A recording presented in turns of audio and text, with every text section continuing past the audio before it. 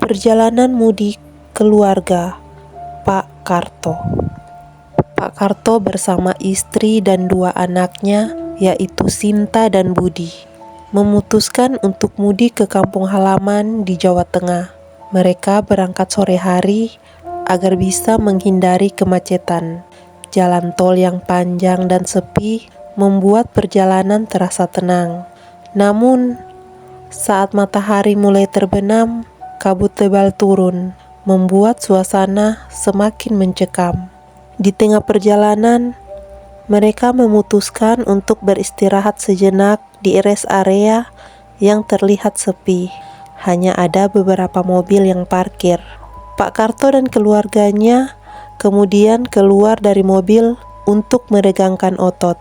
Rest area itu tampak tua dan sedikit terabaikan. Lampu-lampu yang redup menambah kesan yang menyeramkan. Ketika Sinta berjalan ke arah toilet, ia merasa ada sesuatu yang mengikuti. Namun, saat menoleh ke belakang, tidak ada siapa-siapa di sana. Ia mempercepat langkahnya dan masuk ke toilet. Di dalam toilet, dia mendengar ada suara-suara yang aneh.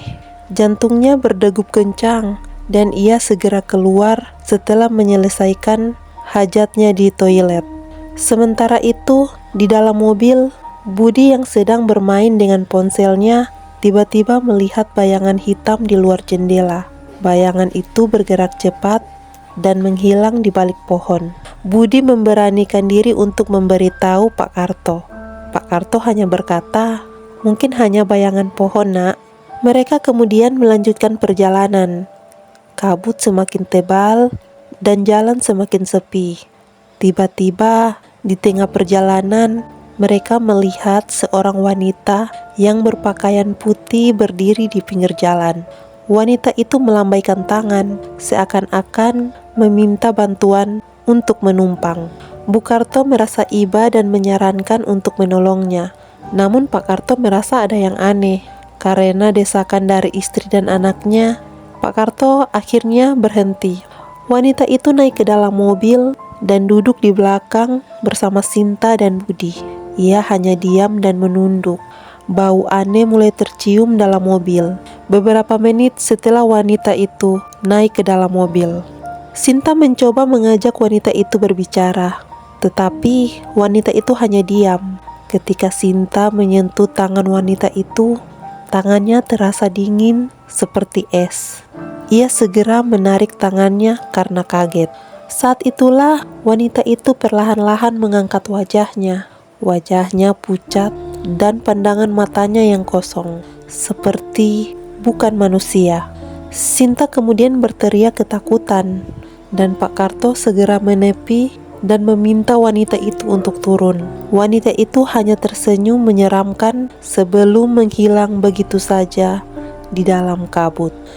Keluarga Pak Karto kemudian melanjutkan perjalanan dengan ketakutan. Sesampainya di kampung halaman, mereka menceritakan kejadian tersebut kepada warga setempat. Ternyata banyak cerita serupa dari para pemudik yang pernah melihat wanita misterius itu. Konon katanya, wanita itu adalah arwah seorang penumpang yang meninggal dalam kecelakaan di jalan tersebut beberapa tahun yang lalu. Sejak saat itu, keluarga Pak Karto selalu berdoa terlebih dahulu dan berhati-hati dalam perjalanan mudik mereka. Setelah kejadian menyeramkan itu, keluarga Pak Karto tiba di rumah orang tua Pak Karto dengan selamat, meskipun masih diliputi rasa ketakutan. Mereka disambut hangat oleh keluarga besar. Namun, malam itu ada kejadian aneh kembali terjadi. Sinta yang sedang tidur di kamar yang dulu sering dipakainya waktu kecil, terbangun oleh suara ketukan pelan di jendela. Karena penasaran, ia mendekati jendela dan membuka tirai. Betapa terkejutnya ia saat melihat wanita berpakaian putih yang mereka temui di perjalanan tadi berdiri di luar jendela, menatapnya dengan tatapan kosong.